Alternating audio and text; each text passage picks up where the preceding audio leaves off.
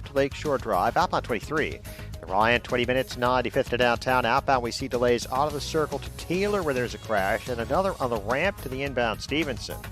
On I-57, it's 11 minutes, I-80 to the merge, Bishop 419. That's traffic. I'm Jim Talamonte on AM 560, The Answer. Chicago's Morning Answer continues next. AM 560 Weather Center forecast with our AccuWeather meteorologist Steve Williams. Cloudy skies, some rain today, maybe a thunderstorm in the afternoon, high 75. Shower and thunderstorm around this evening, otherwise cloudy tonight, low 53. Clouds and a passing shower tomorrow, the high 57. Plan with confidence this spring. Download the AccuWeather app today. I'm Steve Williams on AM 560, The Answer. 59 at O'Hare, next news 7:30. Chicago's Morning Answer with Dan and Amy continues next on AM 560, The Answer. From the Matrix Home Solutions Studios, this is Chicago's Morning Answer on AM 560, The Answer. Listen to AM 560 The Answer online at 560theanswer.com, on the AM 560 mobile app, on your Alexa-powered smart speaker, and on TuneIn, iHeart, and on Odyssey. This is Chicago's Morning Answer with Dan Proft and Amy Jacobson on AM 560, The Answer.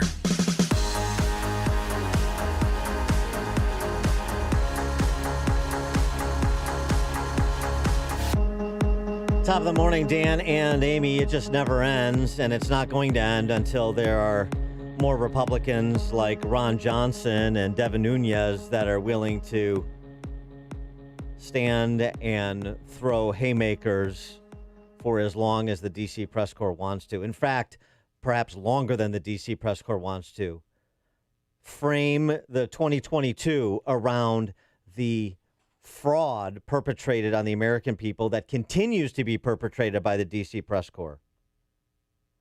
We talked about the raid on Rudy Giuliani's house and office last week.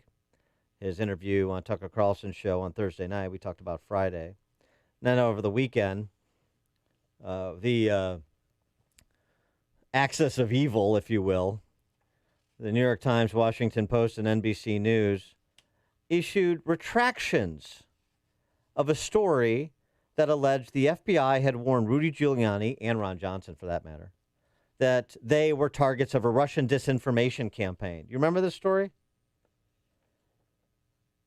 Senator Ron Johnson had to deny it many times. Didn't matter. They kept repeating it. Of course, the sources, current and former U.S. officials. Oh, okay. The stories indicated that both Giuliani and Johnson ignored the warnings from the FBI and were thus useful idiots of the Soviets, or, the Russians, former Soviets like Putin, duped to serve as useful idiots to the Ruskies and undermine American sovereignty, the integrity of our elections, and so on and so forth. Retracted. So that's it? Just a retraction, and then everybody just shuffles along like nothing happened after an impeachment? And everything we know that is untrue about the assertions that were made by all of these Democrat socialists for so many years, amplified by these same outlets and so many more?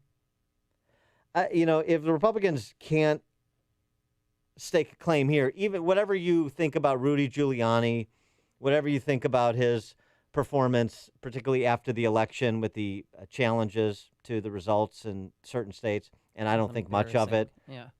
That's not the point. Everything that transpired from the Mueller investigation to present continues, no matter how many times it's debunked. If you're not willing to frame this and put this to people to say, look, this is what we know to be true. Here is all the lies they told, all the maliciously fallacious stories they wrote, all the clips. Rinse and repeat, and rinse and repeat, and pound away the same way that they do with their propaganda. Then maybe you're not worthy of being a majority party. I mean, if you can't commit yourself to essentially running up the hill with the truth then who do you think is going to be behind you?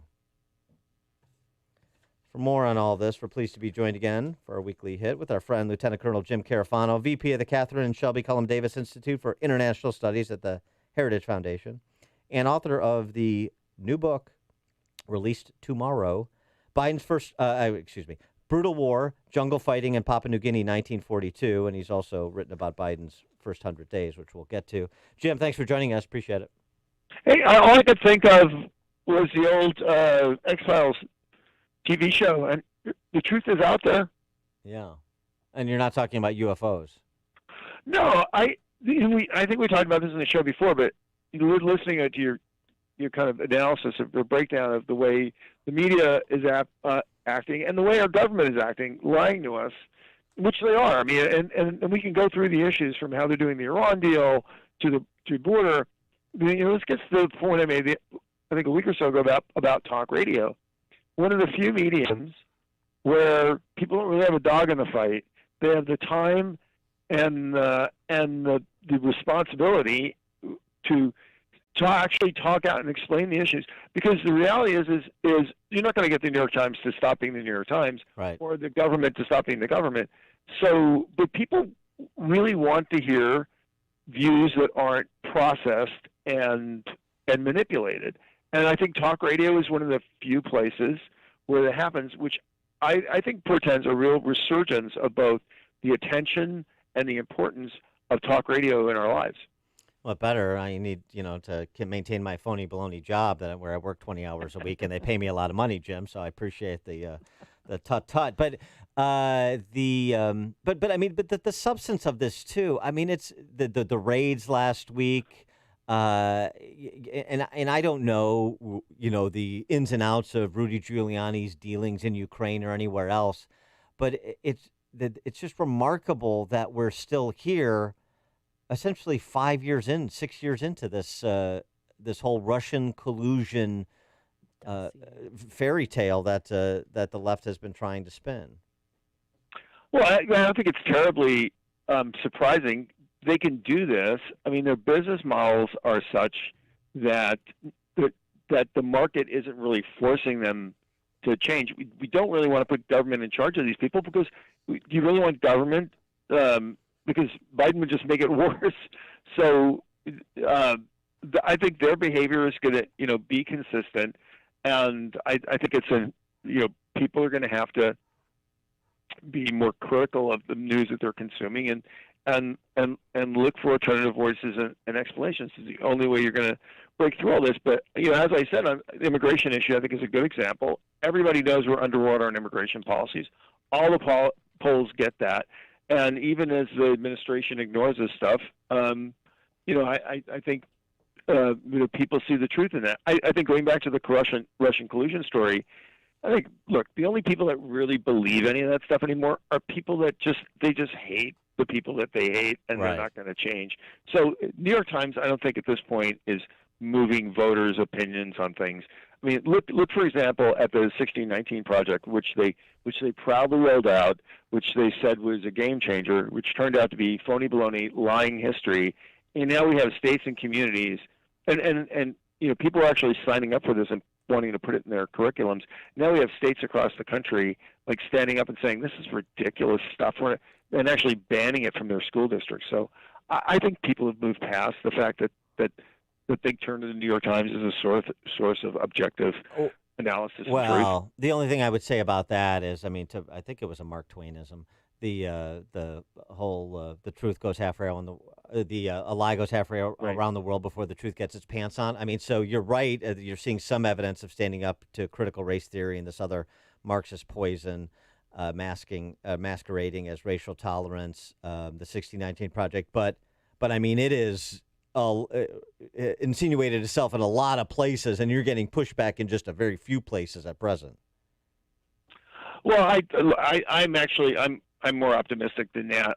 I think that the people that consume the New York Times and the Washington Post and all this other stuff, and one or two things are happening. Either, look, they have all drunk the Kool-Aid and they're not going back, or they're like most everyday Americans, which they're not paying attention to this stuff. I mean, if I grab the average person on on the street and ask them, hey, what do you think about Rudy Giuliani's office being raided? They're like, what are you talking about? Yeah. Can they don't- I take my mask off? Can I take my mask off now? I mean, what can I get my Pfizer vaccine? I was just actually down in Florida spending some time with some family, and I talked to people all over, and nobody's following any of this stuff. So the notion that the New York Times is a great threat to democracy, I think is only a reality in the mind of the New York Times. They think they're a puppet and they're pulling strings and there's nothing attached at the other end. All right. So over the weekend, U.S. troops began withdrawing from Afghanistan, and Hillary Clinton and Condoleezza Rice think that they've both expressed, deep concern about this decision. What are some of the consequences that are going to happen because of the withdrawal? Well, there are two, which is why our troops go to begin with, and I know I'm just repeating myself, but this whole endless war thing was nonsense. America was not engaged in an endless war. We were not doing any of the fighting in the country. This is the Afghan people protecting themselves from outside invaders. We were supporting them. We had less people in Afghanistan than we had around the U.S. Capitol. We were spending less in a year than we used to spend in Afghanistan in a week. Americans were not in combat, so we're not withdrawing from any war. We are walking away from supporting the Afghan people, and the consequences of doing that are the reason why our guys were there to begin with. One is, if the Taliban run over this country, there will be another vast terrorist sanctuary, much the way there was before 9/11 and there was in Syria under the Caliphate. That will mean foreign fighters running around the world, a resurgence of global terrorism. That we've been there. It's not a fun place to be. Why the heck would we want to go back?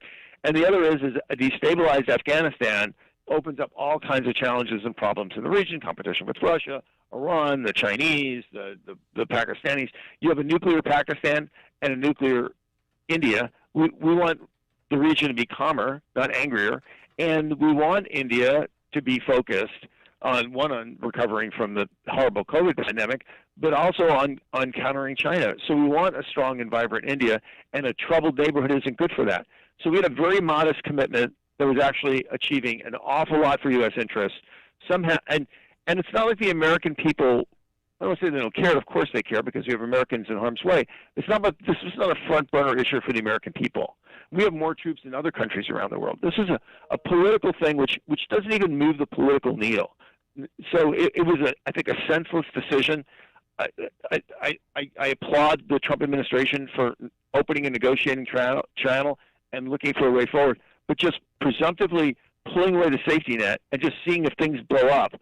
This is what Obama did. He did it in Syria, and we got Benghazi. He did it in Iraq, and we got the Caliphate. But this is Biden just saying, let's just do it again. Let's just pull away the safety net, walk away, and hope things don't burn to the ground. I wanted to get your take on another topic we need to continue revisiting until more answers are provided. The former head of MI6, British Secret Intelligence, Sir Richard Dearlove, who I guess was the predecessor to Judi Dench.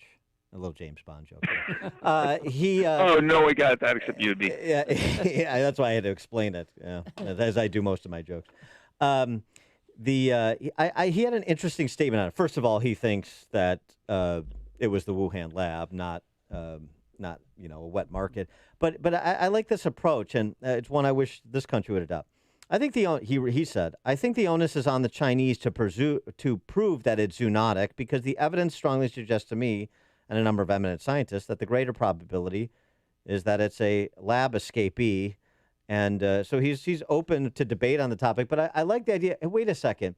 Number one, we want to find the answer. Number two, actually, China, the onus is on you to tell us what happened. Here's our theory of what happened. You tell us how this is not the case, and or give, obviously, our investigators access. Well, I cannot stress how extremely important it is that we actually know how the virus evolved and got in the human population. I mean, people think, well, what's the big deal? The virus is out there. Who cares? We knew that this part of the world is one of the hot spots where these kinds of viruses, which can be very deadly to humans, can break out of. And we knew that for a decade, long before the virus broke out. There will be more viruses coming out of this part of the world, because that's the way biology works. We have to understand how that happens so we can surveil and do early interventions against that. So it really does matter to understand how it happens for a couple of reasons. One, how the disease is behaving, but also so we understand the pathways so we can make sure next time they're blocked off. The Chinese are not only responsible for a global pandemic that killed millions of people, they continue to put the world at risk because they won't cooperate and come clean with the international community to set up the regime that would prevent the next pandemic. So this is a really, really big deal. And it's not just, who do we blame for the virus? This is about the dealing with the next pandemic. And the failure for them to come clean on that is putting the entire world at risk for another COVID. He is Lieutenant Colonel Jim Carafano, Vice President of the Catherine and Shelby Cullum Davis Institute for International Studies at the Heritage Foundation. His new book, which releases tomorrow, pick it up. Brutal War, Jungle Fighting in Papua New Guinea, 1942. Lieutenant Colonel Jim Carafano, thanks as always. Hey, buddy, thanks for having me. Thank you. And he joined us on our turnkey.pro answer line. Hear about the big stories of the day, then talk about them right here on Chicago's Morning Answer on AM 560. The Answer.